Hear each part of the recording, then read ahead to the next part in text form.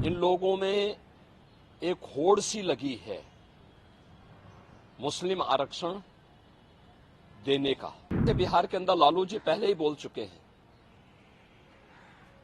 कि मुसलमानों को, सभी मुसलमानों को आरक्षण मिलना चाहिए। यह आरक्षण यही ओबीसी और एससी एसटी का आरक्षण में से ये बांट करके मुसलमानों को देना चाहते हैं। बाबा साहब भीमराव अंबेडकर ने विरोध किया था इसका, मुस्लिम आरक्षण का, क्योंकि देश धर्म के आधार पर विभाजित हुआ था। Bharatiya Janata party SC ST और ओबीसी के आरक्षण को सुरक्षित रखने के लिए किसी भी प्रकार के मुस्लिम आरक्षण का विरोध करती है।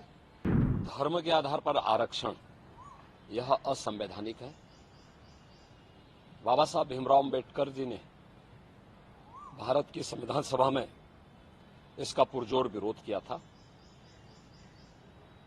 लेकिन उस सब के बावजूद कांग्रेस और उसके सहयोगी इंडी गठबंधन से जुड़े हुए दल हैं, इन लोगों में एक होड़ सी लगी है मुस्लिम आरक्षण देने का। और कांग्रेस का इतिहास तो इस मामले में बहुत दागी रहा है। 2006 में जस्टिस रंगनाथ मिश्रा कमेटी गठित करके कांग्रेस ने ओबीसी का हिस्सा काट करके मुस्लिमों को देने का कुत्सित प्रयास किया था जब यूपीए गवर्नमेंट थी। ऐसे ही कांग्रेस ने जस्टिस राजेंद्र सच्चर की अध्यक्षता में कमेटी बना करके अनुसूचित जाति के आरक्षण में सेंध लगाने का प्रयास किया था। कुछ मुस्लिम जातियों को अनुसूचित जाति में शामिल करने का कुत्सित प्रयास किया था। बीजेपी और एनडीए ने उसका विरोध किया था। कांग्रेस की जब आंध्र प्रदेश में सरकार थी, उन्होंने उस वहां के ओबीसी के आरक्षण को मुसलमानों को दिया था।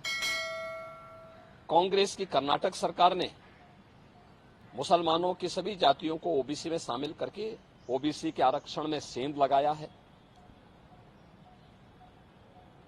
वेस्ट बंगाल के अंदर टीएमसी ने 2010 में 118 मुस्लिम जातियों को ओबीसी में शामिल करके पिछले 14 वर्ष से लगातार ओबीसी के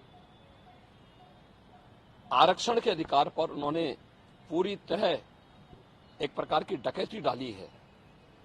हम धन्यवाद देना चाहेंगे कोलकाता हाईकोर्ट को, जिन्होंने टीएमसी के इस प्रकार के असंवैधानिक कृत्य पर जोरदार तमाचा मारा है और धार्मिक आधार पर आरक्षण असंवैधानिक है बात स्पष्ट कहते हुए उन्होंने सभी मुस्लिम जातियों को इससे बाहर किया है।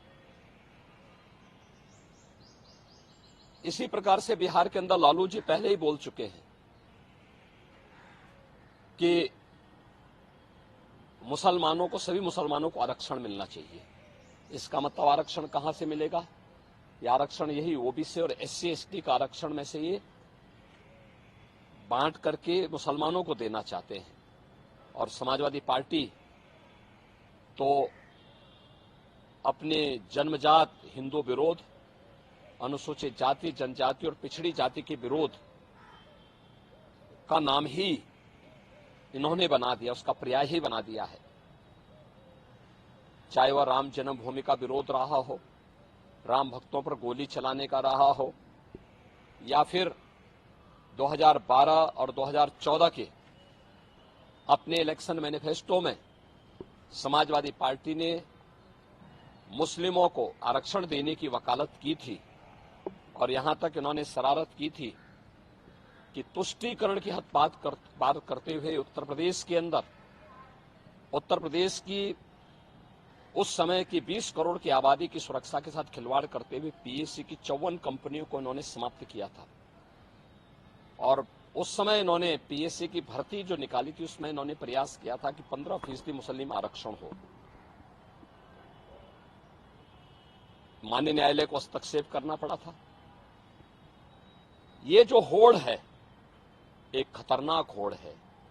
बाबा साहब भीमराव अंबेडकर ने विरोध किया था इसका, मुस्लिम आरक्षण का, क्योंकि देश धर्म के आधार पर विभाजित हुआ था और उन्होंने कहा था कि धर्म के आधार पर कोई भी आरक्षण देश के अंदर नहीं होना चाहिए। अनुसूचित जाति जनजाति को आरक्षण भारत के संविधान के द्वारा दिया गया है। मंडल कमीशन की सिफारिशों के आधार पर ओबीसी को आरक्षण का लाभ दिया गया है।